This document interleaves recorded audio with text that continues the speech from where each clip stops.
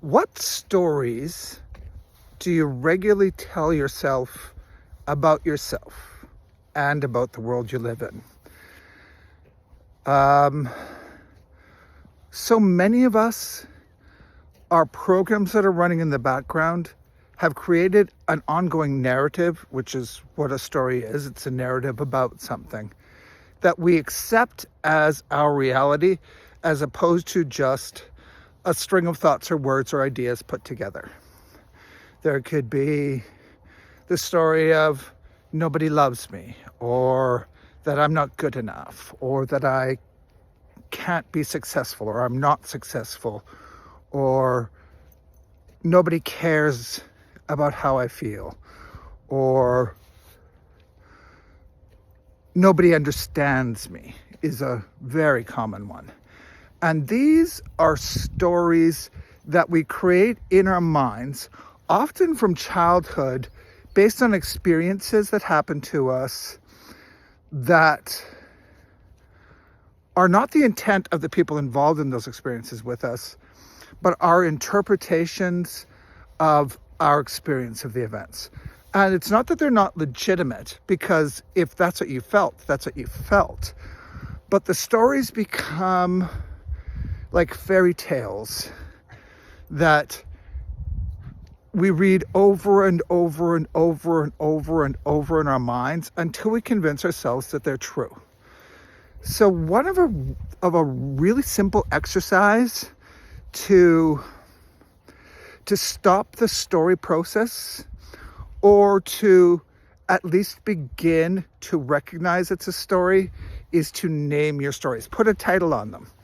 That I'm an idiot, I'm unhealthy, I am out of shape, I am unliked. Whatever the story is that you're telling yourself, put a title to it and keep a list of all your story titles. And when you notice yourself starting to have the thoughts or the string of words in your mind, identify what the story title is that those are part of. And again, just recognize, just identify, just name, oh, this is my story about not being lovable. This is my story about not being successful. This is my story about I don't deserve to have money. And without anything else, just recognizing it, the thoughts will play out in your head and will eventually dissipate. But do an action that reinforces something positive. Do something proactive in your life. Do something that takes your focus and puts it on something that is meaningful or joyful or loving. And soon what will happen is these stories that you try to beat yourself up with over and over and over again, they'll notice that they're recognized. There'll be a aha moment. This is my story, not my truth. And sometimes I'll warn you, sometimes then the stories can get a little bit more intense. And our subconscious mind will start looking for those things that represent the story that it's trying to tell us, that we've convinced ourselves is true. In that case, double down on your efforts of identifying, but just let them be until they quiet down again.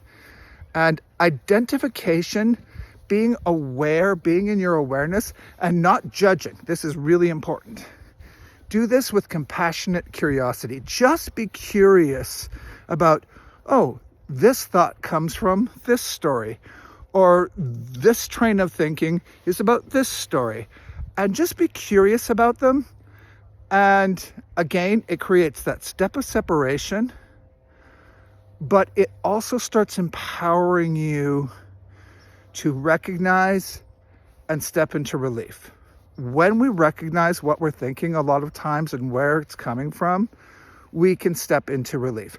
And we might not even know the details about where we picked up the story. That's a little bit of a deeper level of work that generally needs to be facilitated. But recognizing what the story is we're telling ourselves, and recognizing that it is a story. And like I said, write the titles down so that you have them. And you'll probably find that there are several, and there'll be variations on a theme in several. But the recognition of the story we are telling ourselves is a powerful tool to help ease that chain of thought and not keep feeding into it, to take that step back from it and not identify it as who I am as a person or who you are as an individual, and just recognize it as a story like any other story that you see, and practice that, and eventually you're going to come into relief. And that is the goal for this exercise today, again, to come into relief. I hope you find that helpful. Write down your story titles. We all have them. Don't judge them. Don't criticize them. Be curious about where they are and what they are and where they might come from. But don't spend a whole lot of time digging. Just identify. And in the identification and the labeling, we take that one step back from our storyline, and is a storyline that is part of a program that can be worked on and changed. I hope you find that helpful. Much love, everybody. Take care. Bye-bye.